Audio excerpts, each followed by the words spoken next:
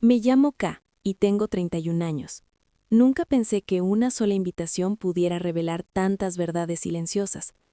Pero el día que invité a mi familia a la ceremonia de premiación fue el día en que todo lo que había reprimido durante años finalmente empezó a salir a la superficie. Porque cuando invité a mi familia a la ceremonia, papá se rió y respondió, «Solo un profesor de poca monta». Y mi hermana respondió inmediatamente después, «Estamos ocupados yendo a cenar». Y a mamá le gustó el mensaje, un pequeño pulgar azul hacia arriba que, de alguna manera, dolió más que las palabras. Y sonreí a mi teléfono y dije en voz alta, «Está bien», aunque no fuera porque había pasado 10 años enseñando en una escuela pública que todos los demás olvidaban, corrigiendo exámenes a medianoche, comprando cuadernos con mi propio dinero, quedándome después de clase con niños que no tenían a dónde ir. Y me dije a mí misma que el respeto no tenía por qué venir de la sangre. Ese significado no necesitaba aplausos.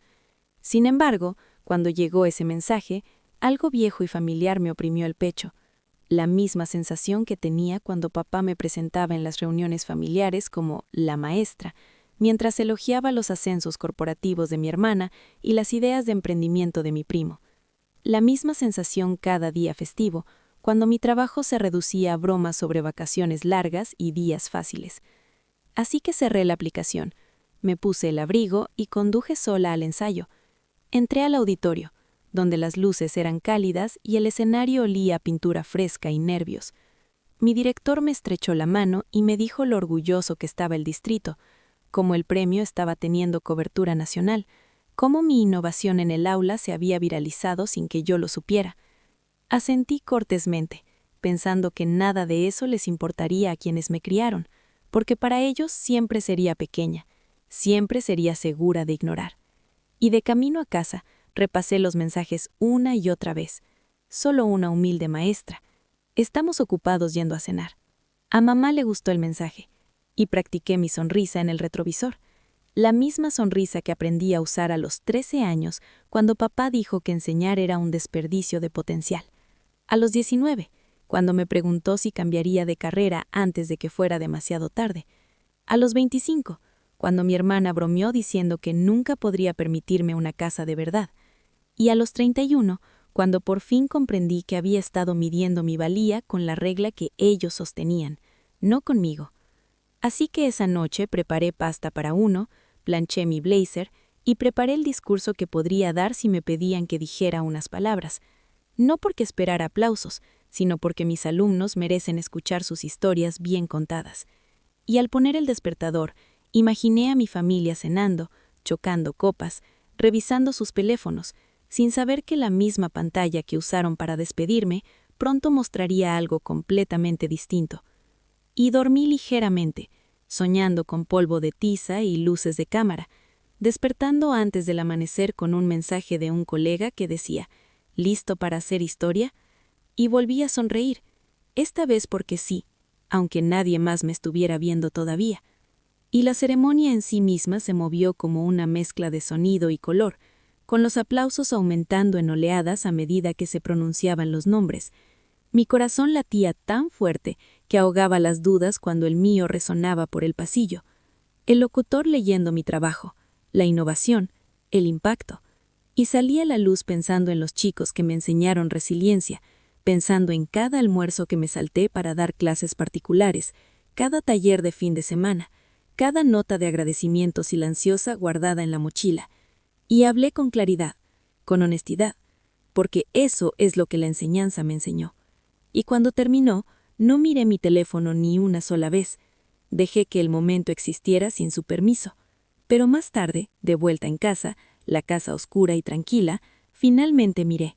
Y aún no había mensajes nuevos de mi familia, solo una notificación de un amigo que decía, «Enciende la tele». Y me reí suavemente, sin saber por qué, encendiéndola de todos modos. La voz del presentador de las noticias llenó la sala, una pancarta que se desplazaba en la parte inferior sobre educadores que cambiaban vidas.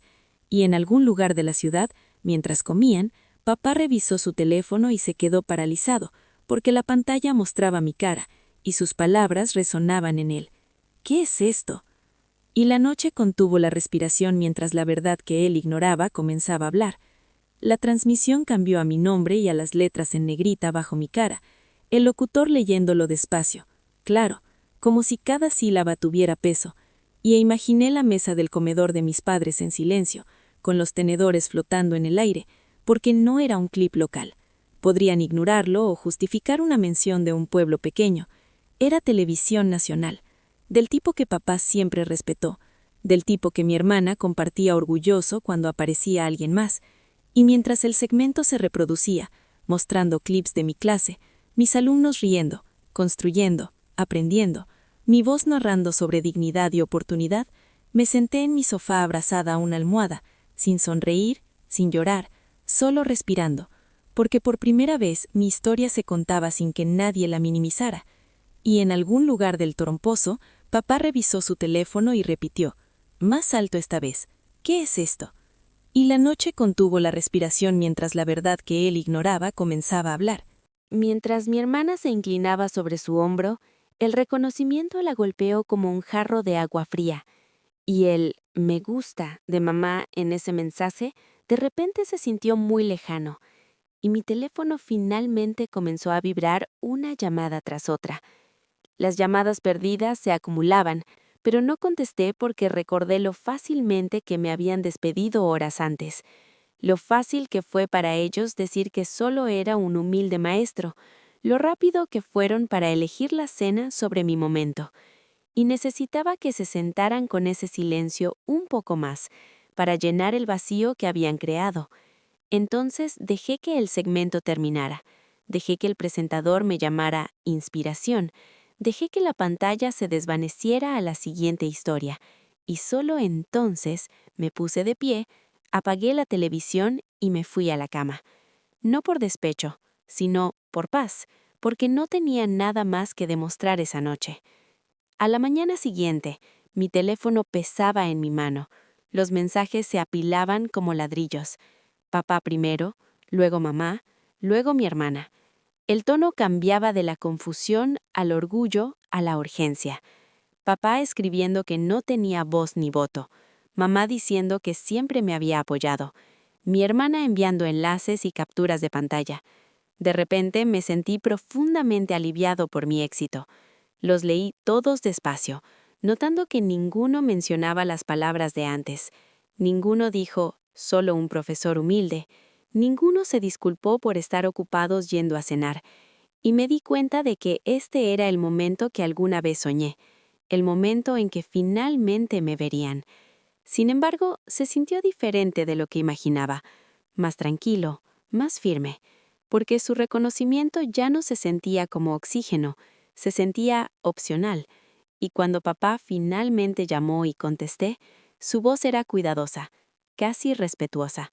Dijo mi nombre como si lo estuviera probando, y me dijo que me había visto en la televisión, que estaba orgulloso, que siempre supo que haría algo grande. Y cerré los ojos, recordando todos los años que esa frase había estado ausente. Y dije con calma, cuando te invité a mi ceremonia de premios, papá, te reíste. Y hubo una pausa, densa e incómoda. Y trató de explicarlo para bromear, pero no lo dejé. Le recordé exactamente lo que había escrito. Solo un profesor humilde. Y cómo mi hermana respondió, estamos ocupados yendo a cenar. Y cuánto le gustó a mamá el mensaje. Y el silencio al otro lado fue más fuerte que cualquier disculpa. Y finalmente dijo, no pensé que importara. Y esa era la pura verdad. No había pensado que mi trabajo importara hasta que alguien a quien respetaba se lo confirmó. Y le dije con suavidad, pero con firmeza, que siempre había importado, mucho antes de las cámaras, mucho antes de los aplausos, mucho antes de la televisión nacional, que me importaba a mí y a los chicos cuyas vidas no eran teóricas. Y cuando colgamos, me sentí más ligera, no porque lo entendiera del todo, sino porque lo había dicho en voz alta. Durante las siguientes semanas llegaron las invitaciones, entrevistas, invitaciones para charlas y sí, las cenas familiares se reorganizaron repentinamente para adaptarse a mi horario. Pero fui con cuidado, protegiendo la parte de mí que se había fortalecido sin ellas. Y una noche, mi hermana admitió que había estado celosa, que llamarme solo maestra era más fácil que admitir que había elegido el significado por encima del dinero. Y mamá se disculpó en voz baja por eso, como diciendo que no se había dado cuenta de cómo se veía, y acepté lo que parecía real, y dejé ir el resto, porque sanar no requiere olvido, requiere claridad. Y la claridad era algo que la enseñanza me había dado en abundancia. A veces la gente pregunta qué se sintió mejor, ganar el premio o ver a mi papá paralizado frente a su teléfono y decir, ¿qué es esto? Y la respuesta honesta es ninguna de las dos. Lo que se sintió mejor fue saber que, aunque ese momento nunca hubiera sucedido, aunque las cámaras nunca llegaran, yo seguiría siendo suficiente, seguiría estando orgullosa, seguiría siendo una maestra, no inferior, no pequeña, sino arraigada. Y si estás viendo esto ahora mismo, porque alguna vez te han ignorado, subestimado, o se han reído de ti por elegir un camino que no impresiona a las personas más ruidosas de la sala, recuerda esto: su reconocimiento no es la meta, tu integridad sí lo es. Y si historias como la mía te recuerdan tu propia fuerza o te ayudan a sentirte menos solo, suscríbete al canal, porque aquí es donde las voces que antes eran ignoradas finalmente se escuchan.